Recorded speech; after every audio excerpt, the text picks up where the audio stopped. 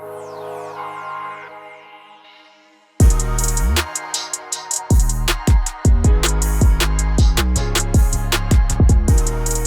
Jordan. What's up, Michael? What are you sipping on? Little Monster. Ooh, nice. Ultra peachy keen. Is it? Peach? I don't like that name. It's peach. I don't like the name to ultra peach. I didn't even notice that until ultra peachy keen.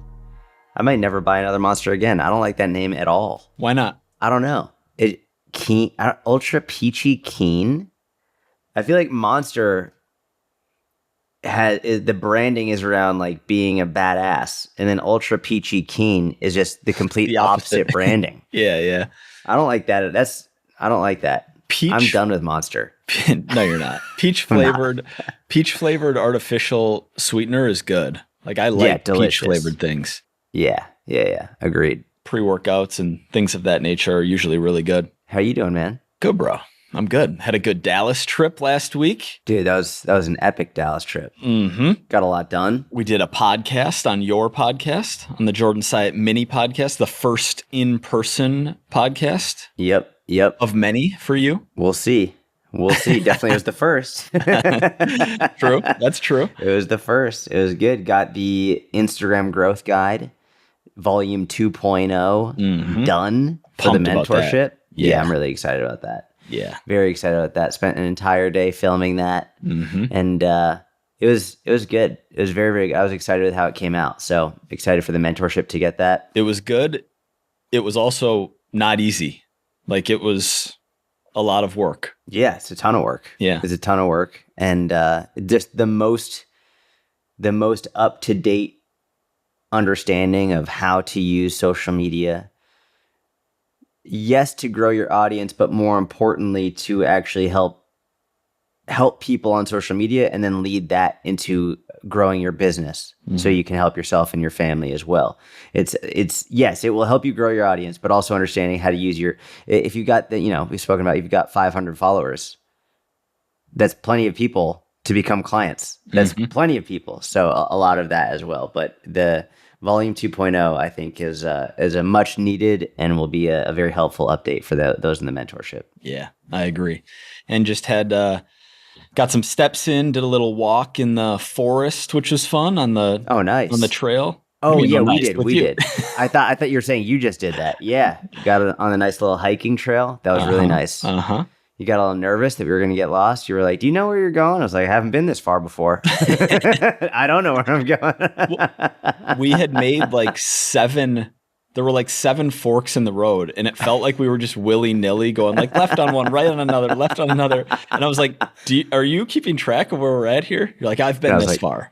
And I was like, "Okay, cool." And then like 8 steps later, you're like, "But I haven't been this far." Yeah, that was good. We got solid 12,000 plus steps in, not on the filming day, but on the other day. Yeah, got some good workouts in. Had some delicious meals. You met Curtis, who surprised you. I met Curtis, who has a lot of energy. He's got that puppy energy. You were like, you said you overestimated how difficult my daughters would be. They're easier than you thought, and you underestimated how difficult Curtis would be. The dude is just an absolute wrecking ball. Your daughters are easier than I expected, and Curtis was much more work than I expected. It was really fun, though. It was a good trip. It was good. I don't know. It had been well over a year since I had seen you in person. I think like a year and a half, maybe 2 years. 11 months. Mind Pump. Oh, that was it? Mm-hmm. Oh, Mind Pump. Yeah, that's true. Yeah, but since I had seen your wife and I was meeting your younger daughter for the first time, but your older daughter had been a long time. Yeah. Although with technology, honestly, it didn't feel like that. No, there was a moment where I think it was dinner the first night, like 5 minutes in. I was like, "So what else is new with you?" It's like, we talk all the time. We talk every day. Yeah. On the subject of getting a lot of steps in, we have a theory, and you're executing it better than me at this point, but I would like to be executing it better and maybe will be in the near future. Basically, that our expectations as a society and the fitness industry specifically around number of hours a week that you're training is way off of what is optimal, not for making physique progress or aesthetic progress, but for feeling better physically and mentally and like flourishing as a human being. And a lot of that is a result of busy schedules, working 9 to 5s, having obligations that prevent people from being in a position where they can, dedicate as much time as they would like to being more active. But for those who can carve out time, the combination of cardio, strength training, mobility, all of these different types of movement that are good for us, not 3 hours a week, which is kind of the recommended minimum effective dosage to make progress, but like a couple hours a day at the very least would lead to people feeling a lot better. Dude, 100%. And again, that is not realistic for so many people who are working regular jobs or who have kids. Like, I get it. At the same time, I think that the point that you hit home on is it's not about like what's optimal for physique development. It's like, it's what's optimal for like not just our health physically, but mental and emotional health too. Even stuff where it's like, I consider me getting outside with my daughters and moving with them. Like I count that towards that activity. Yeah. And so getting outside, moving with them, running around with them, putting her on my shoulders, running around the yard. It's the amount that you feel better from especially getting outside and doing it, but just movement. And if you can incorporate your friends, your family, whomever, your neighbors into it, even better, I think, from the community aspect.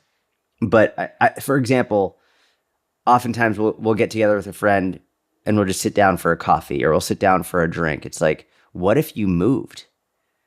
Like just simple things like that. We're getting up and moving, or it's like, hey, let's just do this, have this conversation. Well, like, dude, I think one of the first things you came in the house and you texted me and you were like, do you have a foam roller? It was like the first thing you did is you came in and you started just doing a little bit of mobility work and we talked while you did that. Mm-hmm. It's like making that more common among family and friends of just, hey, let's get together and move. It doesn't have to be a super intense workout. It doesn't have to be anything that's going to get in the way of our discussion or connection. But movement, man, oh my gosh, it just feels so good every day. Yeah. Yep. Couldn't agree more. And we're hedging a little bit on not wanting to come off as like, okay, you guys are self-employed, you set your own schedule, so of course you can do this if you want to. Correct. But I'm going to lean in the other way and say, if I audited, random listeners' schedule, even someone who's super busy, you can find places to get more movement, whether it's, instead of those 15 or 20 minute breaks throughout the day where you're joking around with your coworker, eating a mini Snickers bar, that could be a walk outside around the building. Maybe I'll have a rude awakening here in a few months, but on the parenting side of things, no, you won't. Throwing the kid in the stroller and going for a walk around the block, even 10 minutes, but could be longer, half hour, so good for you. And it adds up in a big way. People said that to me with both daughters. Before my first daughter, oh, you're about to see, it's not going to go well. And then I was working out at midnight and 1 a.m. and it was really difficult, but like I still found ways to make it happen. Mm-hmm. And then before the second one, oh, this one's different. Number 2's different. It's not going to happen. Now you're going to see, same thing. Every family and every individual has a different situation, which I fully understand. Also, the fact that our job is fitness, I think plays roles, especially since I am very public facing, and like I deliberately talk about, I don't just want to talk the talk, I want to walk the walk and show people what I'm doing. I use that, and that's part of my motivation and accountability as well. So it's a big mental shift, but it's doable.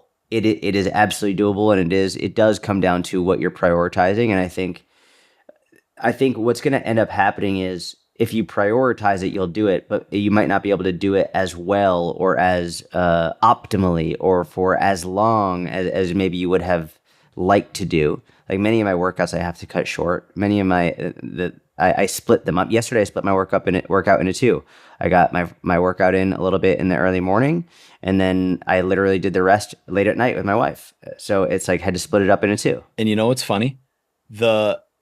A lot of conventional feedback around that would be, oh, that's psychotic. Like why did you have to go back and get the rest in? Why couldn't you just, the next day pick back up where you left off? Like that's disordered. It's like, no, it's not.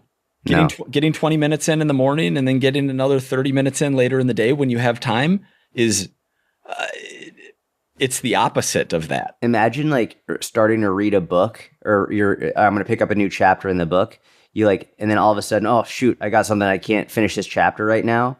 And then you pick up the chapter later that day. It's like, okay, that's not disordered. You wanted to finish the fucking chapter. Or obsessive the types of feedback that people often get who, display these behaviors. And I want to double down on the fact that if your sole goal is aesthetics, like 3 to 4 strength training sessions a week, 45 minutes each, and paying attention to your calories and macronutrients, more than enough to have plenty 95% of natural aesthetic progress. Like you're going to look incredible. The extra time isn't about looking better. It's actually about feeling better physically, mentally, emotionally, which leads to you being better for everyone in your life and for yourself. This is, I think, arguably the greatest argument for having fitness equipment at home. You don't even need a whole home gym, but having some equipment at home so that you can treat it like practice, like just your daily movement. It doesn't have to be a workout. You don't have to do a work, but you have to move. Just practice a movement, whether it's a couple kettlebells, dumbbells. There's so much you can do, body weight, but being able to treat your daily exercise or parts of your daily exercise just as practice is a huge mindset shift that takes it from this needs to be a super intense session to like, I just need to move because it's going to make me feel so much better. Well said. Absolutely. It makes it way easier to do when you have a little something at home too. That is also, I think, a big shift. I think it's one of the reasons people just say, oh, I'd rather not work out at all, is because they think every workout has to be really intense. Every time you do any type of movement, it has to be at or near failure. You've got to be sweating, heart rate through the roof. It's like, why is that? Why does that have to be every time you do movement? So I would say the majority of your movement is relatively lower intensity, more of a practice level. And then a couple times a week, a few times a week, 3 or 4 times a week, then you go hard. But like not the majority of it. And especially when you start treating movement as daily practice, it's a much more sustainable and enjoyable process. Absolutely. And when you add up a couple hours a day plus, you can't be taking everything you're doing to failure. Like that. Correct. That isn't. Good luck. That doesn't make sense. Yeah. Good luck. You getting excited for your baby girl? You got a lot of feedback on her. Like got some people commenting about it. Like you getting excited? Dude, you know what? I think YouTube turned off. I used to get emails every time we got a comment on the channel. I haven't for a number of weeks. Oh, so I think I need to fix that. But yes, a bunch of people reached out and said congratulations. I'm very grateful for that. Thank you. And yeah, man, I'm getting ready. You loading up on your front loading sleep ahead of time just in case? To the extent that I can. Yes.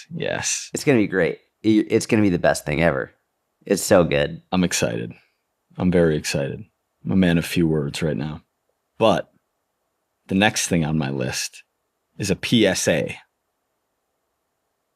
I am seeing advertising for sports betting and like gambling companies everywhere.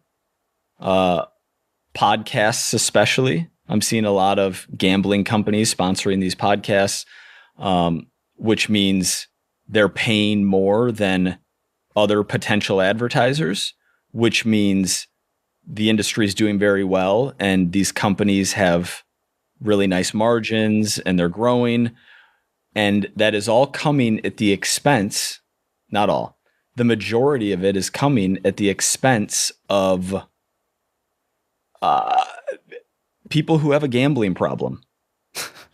Yeah. Some isn't, right? Some is like, I played a lot of poker. Like people can gamble recreationally and have a set amount that they want to spend and be fine with that. And it's a great hobby for many people.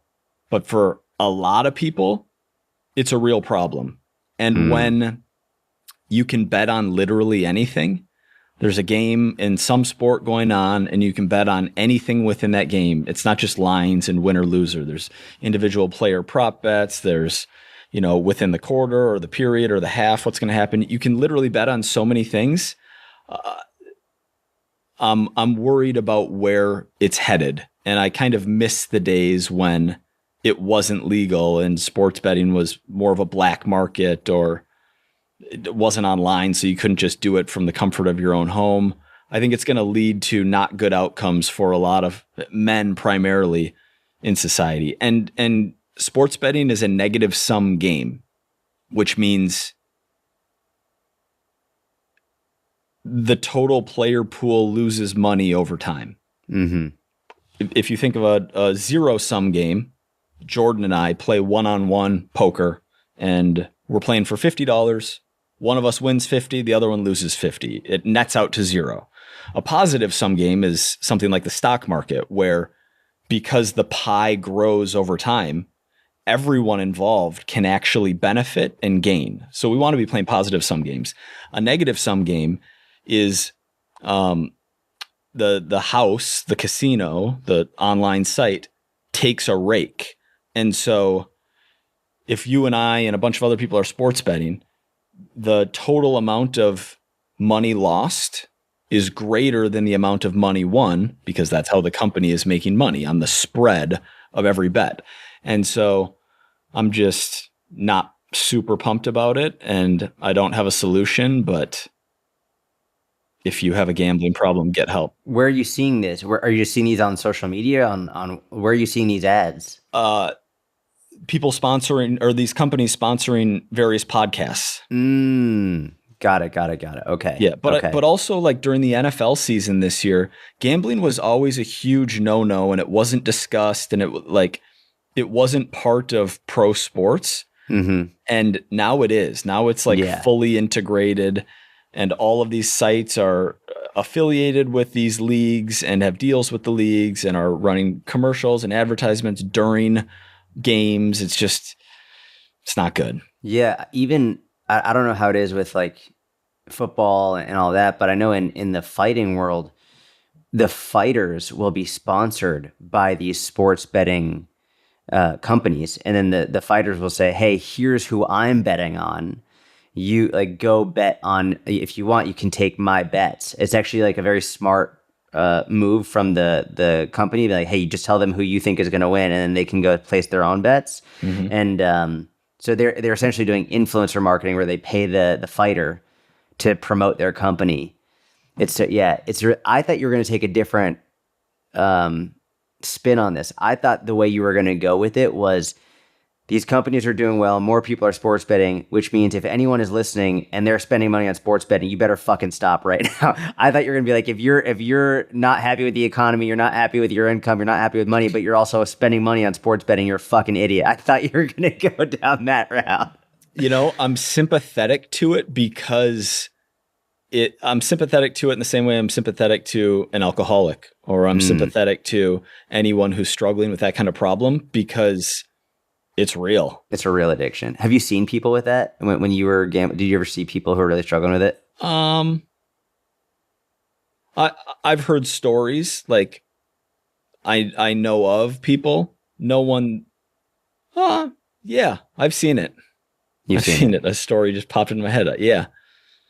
Yep. And it's it can ruin families. And lives.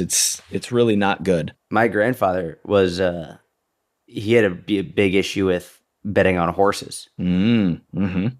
And that's why I never wanted to get into gambling. So like when I would go to Vegas with Gary, I would never go to the floor. I would never gamble. And then that story, that one time I'm working out in the hotel of the Cosmopolitan, and this guy was like, "Hey, you want to go down to the floor and gamble?" And I was like, "No, man, I don't want to do that." And he's like, "You drink for free."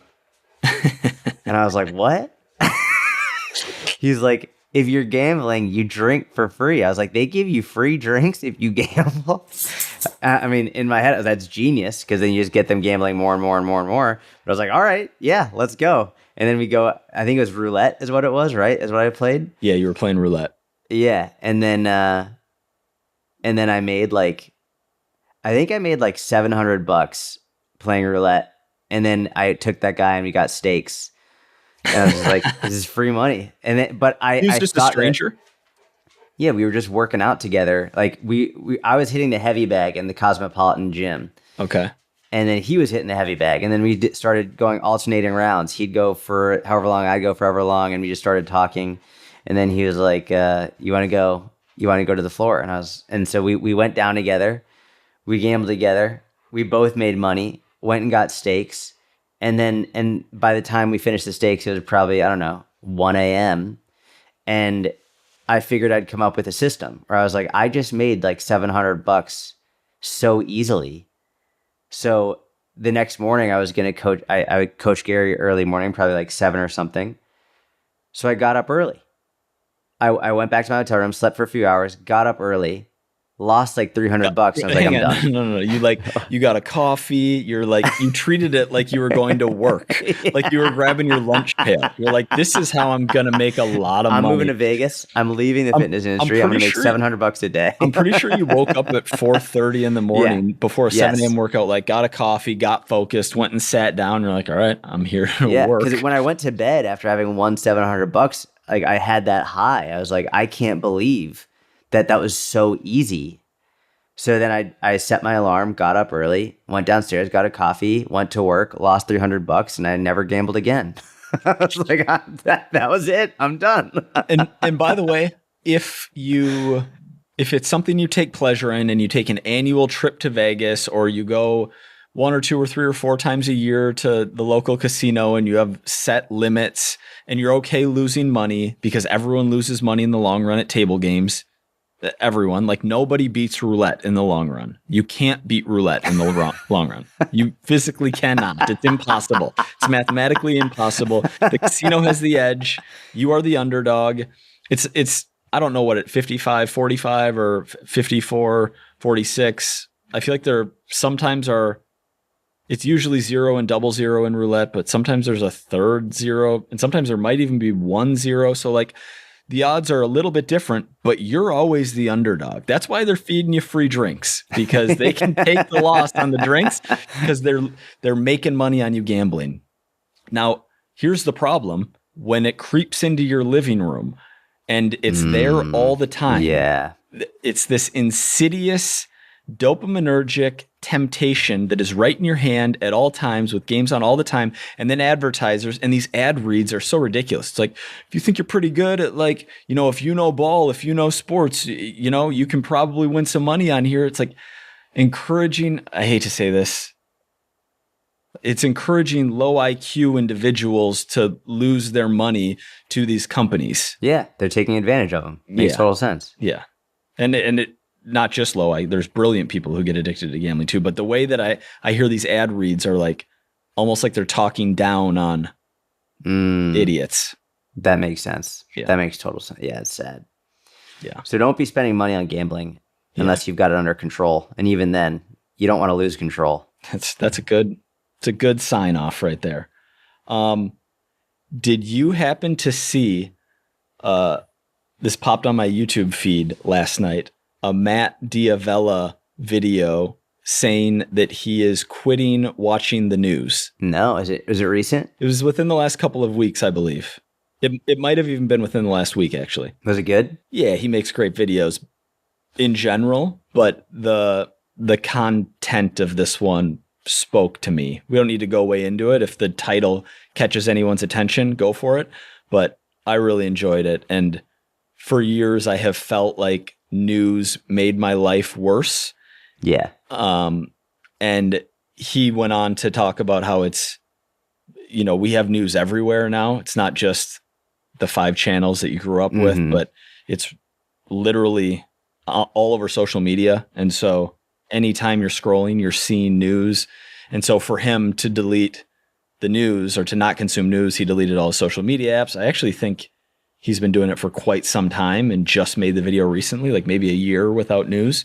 But it's worth checking out if that video title catches anyone's attention. And he plays like, he's like, I know I'm going to get a lot of hate for this, and it seems like a very privileged position. Oh, I hate when people say that. I hate when people say you're in a position where you can just be uninformed, like, good for you.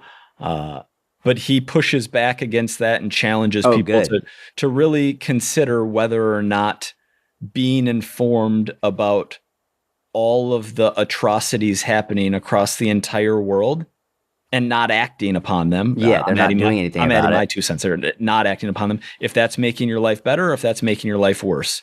And especially because the news has such a negativity bias, because that gets more eyeballs, which generates more money for these companies. If knowing about all the bad things is making your life better or worse. Dude, I was listening to a rabbi talk about this within the last couple of days.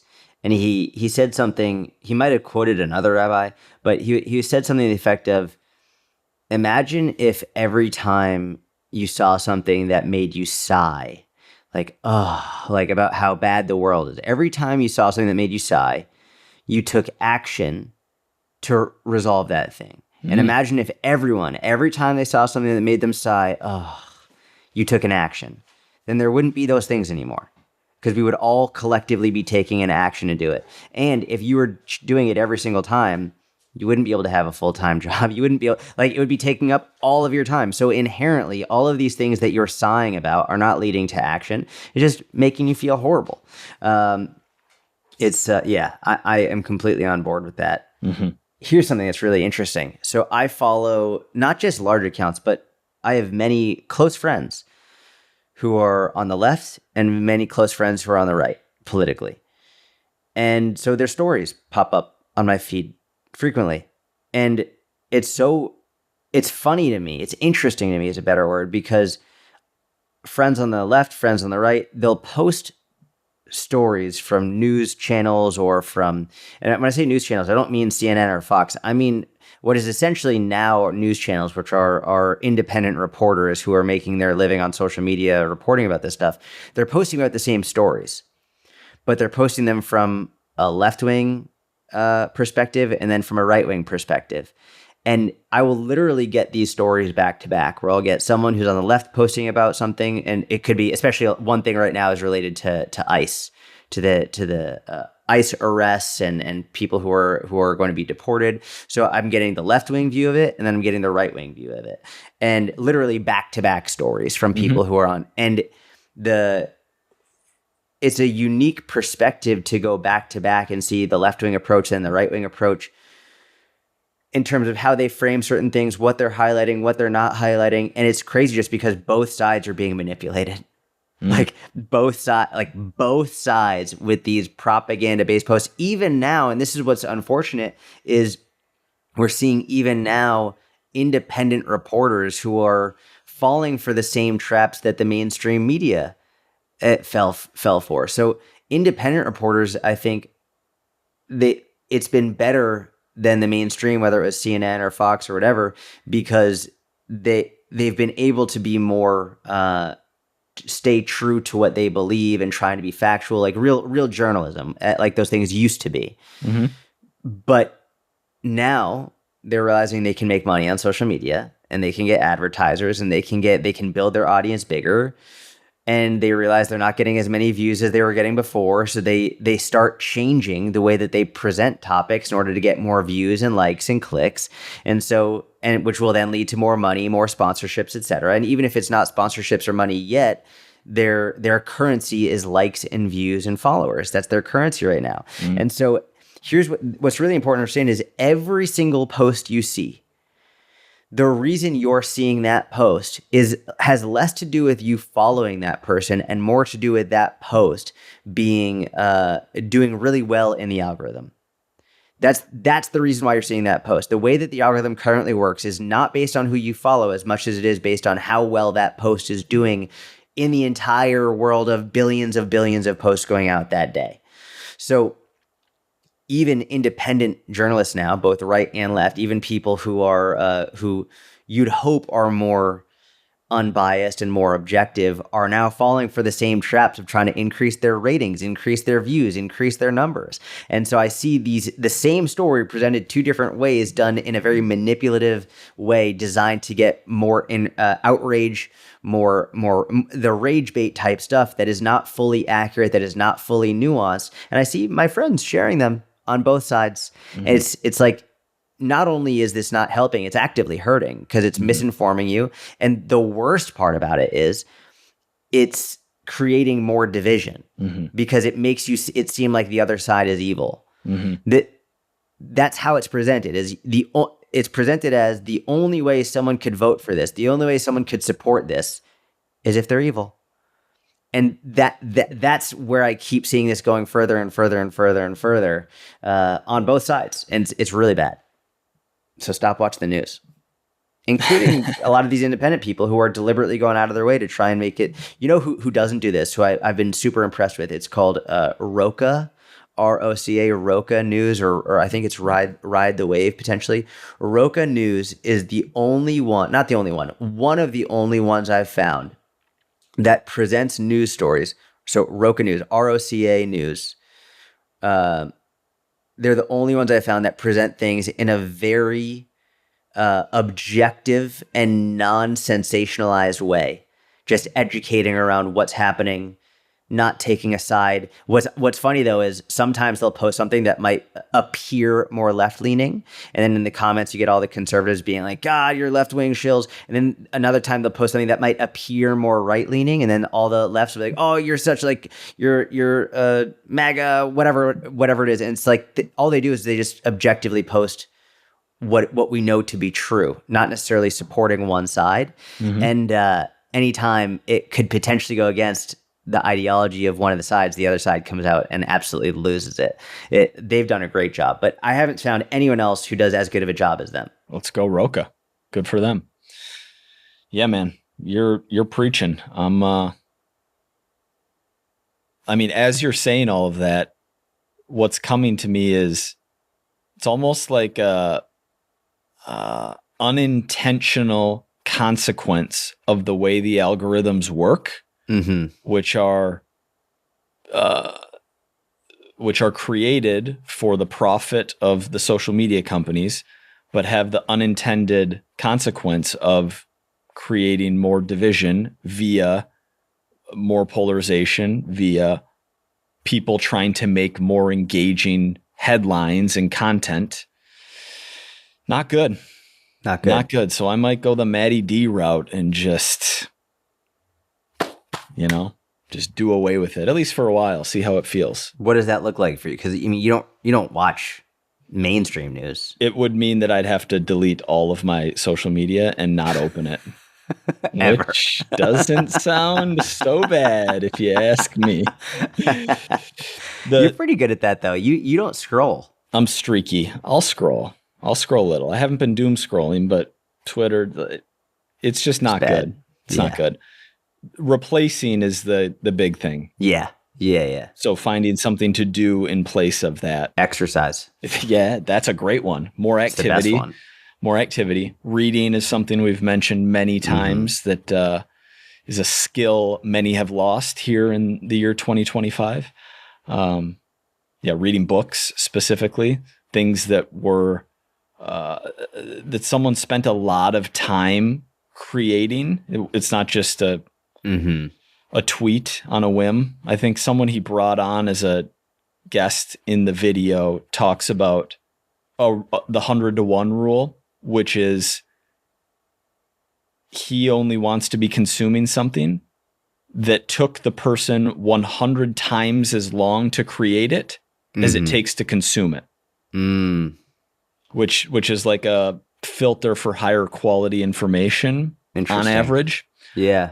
But yeah, that's, even today in the gym, some TVs in the gym, and I threw one of these, just not even looking.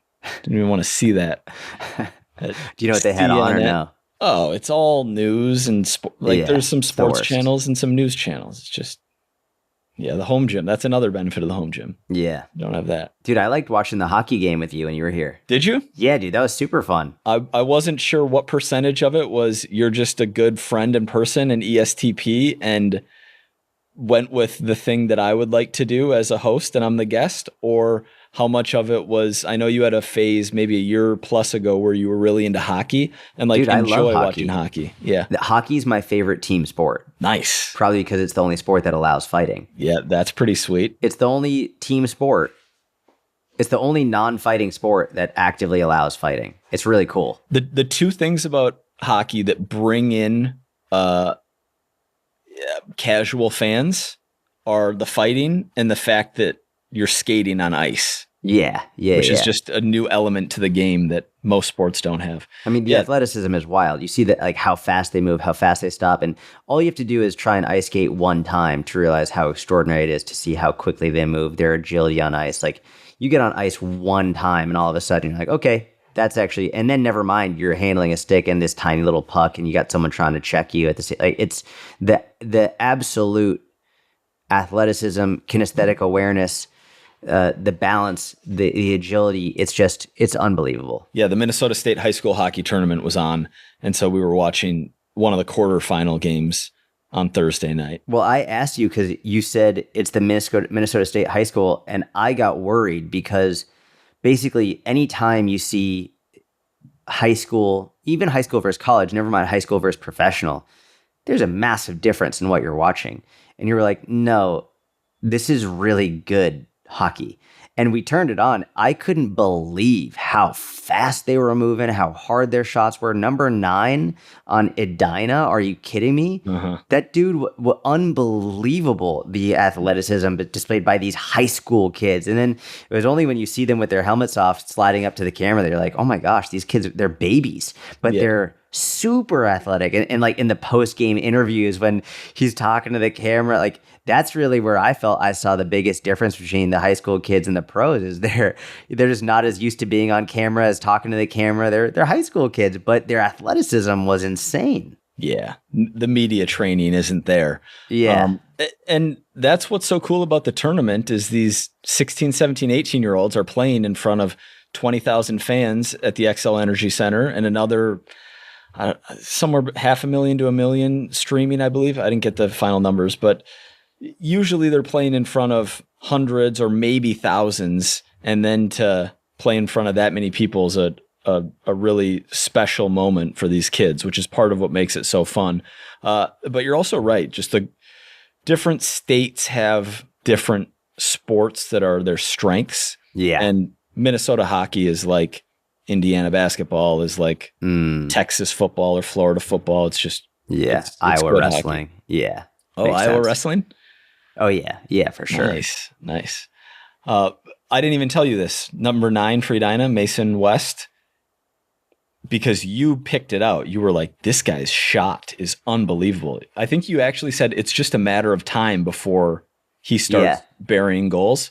In the semifinals, he had a hat trick, right? Oh, yeah, I did tell you. He had a hat trick. Yeah. And they still lost 4-3, which is devastating. Yeah. No, but you could see, I mean, I'm not a numbers guy, but like it's a numbers game, like more shots on net, the better. But not only was he taking more shots on net, but his shots were so freaking strong. Like the speed, it was hard to keep an eye on the puck. Yeah. It was like, he kept finding open space. And I would imagine the opposing team, like the guy was huge. They were like, I'm not touching this guy. Like that wouldn't be fun, like to get wrecked by that dude. So yeah, it makes total sense that he got a hat trick. Yeah. The state championship was wild too. It was a 7-6 game. Oh my gosh. That's a high scoring game. It's a high scoring hockey game. Yeah. Wow. Want to go into questions? People who should not be taking GLP-1s. Do you want to talk about that? Yeah. So, I mean, listen, I think I've been very open in my support of them, but I've also been very open in my understanding that people are abusing them, just like people can abuse any drug. I'll start with how I've progressed in my thoughts towards them. My initial thought was, it should only be used by people who are severely struggling with type 2 diabetes, and especially if they're very, very overweight as well. And that has transitioned into that plus people who struggle with severe like binge eating disorder and potentially the accompanying food noise that come with that. With that being said, we also have to understand, like with anything, there are risks that come with it. And so then you have to weigh out, okay, let's say you're a person who has food noise, who potentially has some binge eating tendencies, not horrifying binge eating tendencies, not binge eating that's ruining your life, but you occasionally binge, maybe you have a slightly higher body fat than you want. Then you have to ask yourself, is taking a GLP-1 or something similar worth the risk relative to continuing with the current issues that you have, occasional binge eating, maybe more food noise, and being able to work on those? That is something that the individual has to discuss. There's no, I think, definitive answer, yes or no. You have to make that decision on your own. The main people who I don't think should be taking GLP-1s are the people they don't really struggle with severe food noise. They're literally just doing it for an aesthetic purpose of losing a little bit of extra weight because they just don't like being hungry in a calorie deficit, and like they just want to make their calorie deficit easier, and they don't have much weight to lose. That is, I think, the people who are abusing it. Oftentimes we're looking at wealthier individuals who have more expendable income, who are trying to fit into a certain crowd, look a certain way at the gym or among their friends, who just want to look a certain way. And it has nothing to do, or very little to do, with actually improving their relationship with food or actually improving their health at all. When it's coming purely from an aesthetic perspective, I think it's absolutely not worth the risk. So yeah, that is the group that I would say is definitively no. Every other group there, I think there's more nuance to. I think the goal should be, if you are using them, to eventually come off of them. I think that's the ultimate goal. I don't think the goal should be to stay on them forever. There are some people who will be on them forever. Is that the goal of the consensus position of the doctors who are prescribing them, is to get their patients off of them? I would have to look at if they're taking any money for prescribing them, right? Like, I think a good doctor would say, but from the doctors or have spoken to or just seen their content, like, yeah, from what I've seen, the doctors I know personally that I've spoken to, and who have, like, I know they have people's best interest at heart. The ultimate goal would be to get them off of it. Many of them, once they go off of it, a lot of the issues come back. So the next best thing is a massively reduced dose. So something that you're not, it's not like your maintenance dose is much lower than your other dose, than like when you're in the process of losing weight, improving your health. So the best goal is completely off of it altogether. But if that's not doable yet, potentially, then just having a seriously reduced dose is their goal. So I think ultimately, yes, they would want them to be off of it completely. I don't know any doctor worth their salt who is excited or happy about putting people on medications for life. It's just for anything, even like blood pressure. Like, the ultimate goal would be to get you off blood pressure medication, but some people, they just need to be on it all the time. That's just like, it's just what you need to do. We could even look at HRT type stuff, right? Whether it's estrogen, whether it's testosterone, you get to a certain age, it's like, yeah, ultimately I would prefer that you're not on that. I'd prefer you don't need to take this, but like, if this is what you need to do in order to improve your quality of life, to improve so many other health markers, then like, I'm totally fine with that. But I would prefer, ultimately, you don't need anything. I think this is one of those bipartisan issues that I think we could all agree on, where it's like we all agree on both sides of the aisle. in an ideal world, we don't need to take anything extra. We don't need any extra medications. But not to demonize anything, but I think there's no one in their right mind who'd be like, I would prefer to be on medications than not, all things being equal. It's like, no, everyone would rather just live without having to take anything, you know? Yeah. The doctors I have seen, and it could be like a sampling bias, but have just compared GLP-1s to statins or blood pressure medication and said, no, why would we take you off of this? It's just like insert drug that is a lifelong drug. Has been what I have seen more of.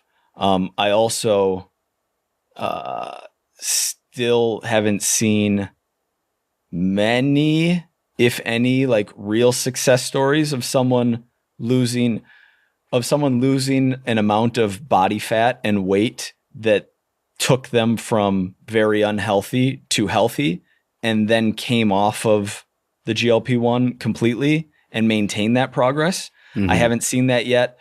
I know that, yes, technically there were some people on them in the 50s, but like, as far as more mainstream usage, they're very new. So maybe in time, I will have heard anecdotes of people who made substantial progress and then came off of them.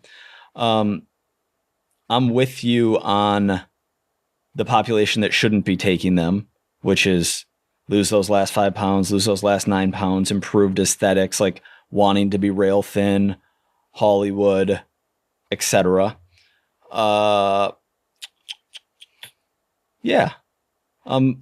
Food noise is an interesting one to me because that's a term that basically didn't exist prior to, 18 to 24 months ago, or maybe it was called something different. So I think the reason food noise has exploded in terms of usage is because it existed, but we didn't have a term for it.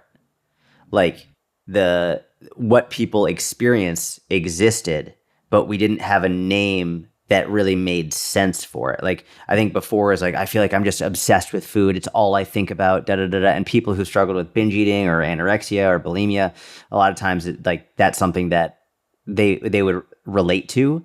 But the term food noise is a relatively new term that also I feel like people are now co-opting, who probably don't struggle with it because they're like, oh yeah, I think about food sometimes. It's like, no. It's like when people say I'm binge eating, it's like, then I'm like, so tell me what you mean by binge eating. Like, yeah, sometimes I eat a little bit more than I should. Okay, so you're not actually binge eating. Like, they would say they're binge eating, but they're not. Whereas when someone is actually struggling with binge eating, it's different. And then you're like, so you're eating, when you explain what binge eating is to these people, they're like, oh no, I'm not doing that. I just sometimes like to eat a little bit more. It's like, okay, got it. So we're talking about two very different things. I think food noise it's a new term that describes a phenomenon that has been going on for a while. Yeah. And obviously somebody who has an eating disorder like binge eating. I mean, anorexia, you're not putting someone with anorexia on a GLP-1, but someone potentially bulimia, I don't know. I haven't thought that through. But somebody who has binge eating disorder should work with a healthcare professional, obviously, correct, and come up with the correct solution to help them, live better and be healthier physically and mentally, obviously. I think food noise, I think you're absolutely right that it's been co-opted by people who don't have binge eating disorder. I also think that it's not only on a spectrum of how much you think about food, but it's also not a set in stone genetic, like there are lifestyle factors and 100% behaviors that can increase and decrease the amount that you're thinking about food, whether it's massive all the time or whether, you have a quote unquote perfect relationship with food. Sleep, usage of technology, like how you're treating your neurotransmitters, whether you're unbelievably lean and trying to be in a deficit consistently versus eating an appropriate amount of calories, what types of foods you are eating, and whether those are leading you to feel full and satisfied and good or not. The amount of stress in your life, and obviously how we interpret stress can make a difference in,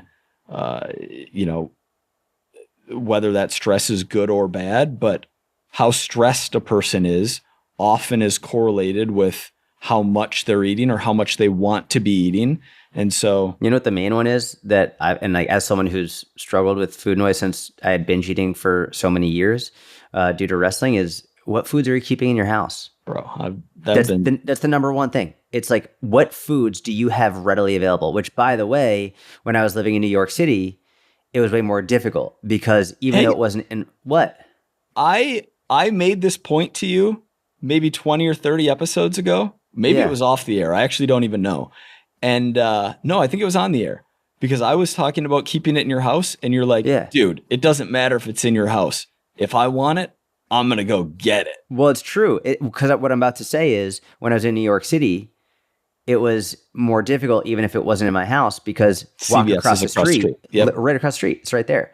Now, when I live in bumfuck Texas in the middle of nowhere, it's like I'm not driving 30 minutes to go do that. And so because it's less of an option, it's not as big of an issue. Mm-hmm. But I still stand by that, especially if you're more adjacent to food options that aren't in your home. But if the research is clear about food environment 100%. And outcomes. Yeah. Yep. Yeah. I'm with 100%. You. So that I think is probably the biggest one. I mean, it's like an alcoholic.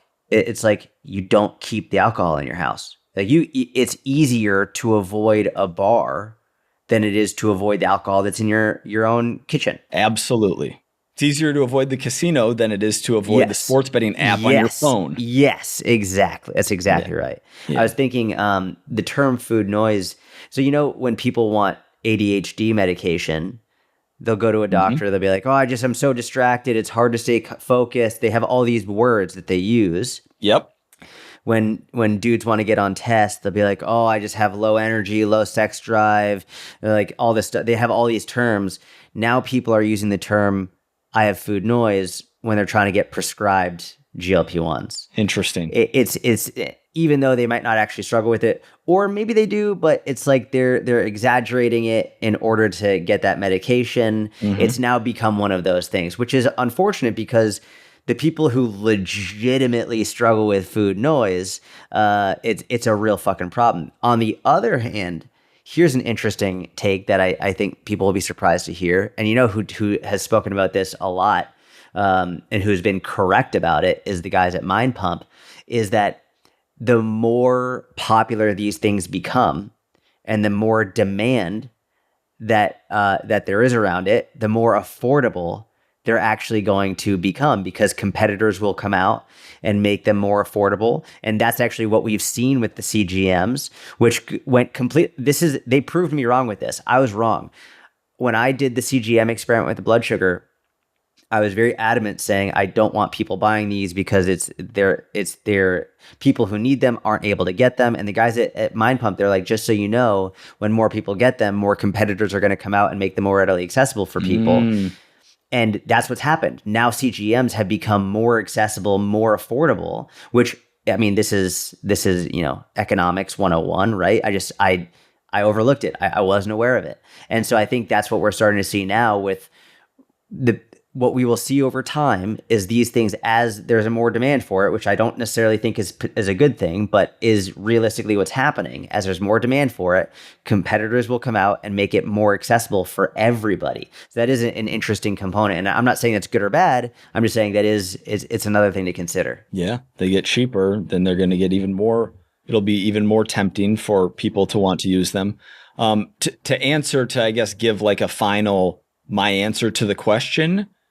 If you were my child, I would say, if you are physically unhealthy obese / type 2 diabetes, and you have done everything in your power to lose weight, get healthy, build good habits, you've tried many times and you haven't been successful in doing so, then I would say try a GLP-1. I'm for it in that situation. I'm still of the belief that the unknown long-term risks of the GLP-1 are greater than consensus opinion around them. I'm not an early adopter around long-term usage of something that we don't really know what it's doing to our brain in the long term. Whole body. Yeah. The brain freaks me out more though, but yes. What you think, like GI as well? Who knows? Like cancer, you have no idea. We have no idea. We don't know yet. Yeah. So I would estimate that the long-term unknown risks of the GLP-1 are not as dangerous as the known long-term risks of obesity, type 2 diabetes, all that. Yes. Yep. 100%. So that is the population. And I will throw the caveat of you've genuinely tried many times, probably over a multi-year window, to make fat loss progress and you haven't been able to. Cool. This will probably be better for you. And then I'm not going to touch on eating disorders because it's not my specialty or I'm not qualified. It's not my wheelhouse. It's, you know what you better be doing if you're taking a GLP, like this is for everyone, but especially if you're taking a GLP-1, if you're not strength training, what the fuck? Yeah. That's real stupid. Strength training, getting a lot of protein in, like more than even someone who's basically more than anyone, I would argue, because most people who start on a GLP-1 are like on a rapid fat loss style are in the biggest deficits. And so from the perspective of maintaining lean mass, and that is the population that needs even more than a gram per pound of body weight. Correct. People who are in a significant calorie deficit. Getting adequate micronutrients, it's easy when you don't have an appetite. I've worked with many clients now at this point on GLP-1s. It's easy to eat quote unquote crap food and be in a huge deficit and just watch the pounds come off from the perspective of your overall health, from the perspective of immune function, which can be suppressed in the huge deficit as well. Like getting micronutrient dense foods is a really good idea, even though you don't have an appetite. So you're unlikely to want to be eating some of those things, but that's smart. But yeah, strength training, high protein intake, 100%. Yeah. Strength training, obviously for the muscle, but also bone density. I mean, we're seeing a lack of nutrients. Go hand in hand. Yeah, 100%. Yeah. Any other, those are the two biggest things to focus on a GLP-1 for sure. Like what else you should be focusing on aside? I think, listen, you just touched on it, which is getting enough micronutrients and not just eating junk. I think it's very easy because people have this problem, right? And let's just assume everyone taking it is using it and they actually need it. They have legitimate food noise. They've got, whether they have legitimate food noise and a lot of weight to lose, or they have a lot of weight to lose, maybe not so much food noise. Either way, let's just, they have a legitimate issue. It's very easy to allow the GLP-1 to almost be like a Band-Aid, and then to not focus on things that you should also be focusing on, which is food quality. It's very easy to have your appetite be suppressed significantly and then continue eating the same foods that you've been eating in fewer quantities and experience that weight loss effect. It should not get in the way of your education around food. It should not get in the way of your practical application of improving the quality of what you eat. It should ideally, and this, people who struggle with food noise, they know exactly what I'm talking about. Food noise is difficult because it takes up every waking moment of your life when you really struggle with, like, it's all you think about is food. It's hard to be a good parent when you have so much food noise. It's hard to be a good employee or employer. It's hard to be good at anything else because it's just all you're thinking about. It's hard to have a conversation with someone. So what this can do is it can free up your brain to say, okay, now you're not thinking about it all the time. So let's actually be productive. Let's do something else. And with that productivity should come many things, not least of which more time spent educating yourself and practically taking action on fueling yourself properly, not just going for the quick dopamine fix, not just going for the highly processed foods. Let's actually take this time, which you now have because you've freed up your brain's ability to think about other things and to act on other things. Let's actually fuel yourself properly. So ideally one day we can come off, but even if you can't, even if it's just a reduced dosage, you have practical skills to fuel yourself properly, to fill up on higher quality foods, and to not rely on the drug, but to use the drug as a tool, not as the tool, not as the fix, but one of the things that can help you along with high quality food, high quality exercise, high quality sleep, all of that.